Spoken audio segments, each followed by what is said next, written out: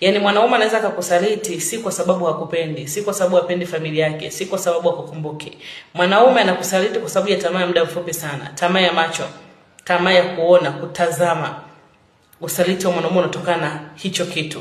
Lakini usaliti wa mwanamke kwa mwanaume wake unatokana na tamaa ya ndani ya moyo. Yaani ukiona mwanamke anamsaliti mwanaume wake, ni tamaa inayotoka ndani ya moyo, haitoki kwenye macho. Na ndio maana mara nyingi sana wanaume huwa wanakwazika pale wanapohisi wamesalitiwa na wake zao, na huwa ni ngumu sana kusamehe, kwa sababu anaamini kwamba mwanamke anapoamua kumsaliti mwanaume, kile kitu hajaigiza, kimetoka ndani ya moyo na alidhamiria. Lakini mwanaume anapomsaliti mke wake anakuwa hajadhamiria, ni kitu anaenda anapita kama upepo, baadaye mawazo yanarejea kwa mwanamke wake au kwa mke wake.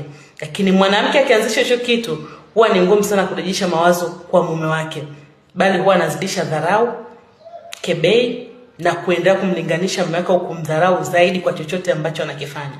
Ndio maana unaambiwa mwanamke ukimsaliti mume wako, kusamehewa ni ndoto.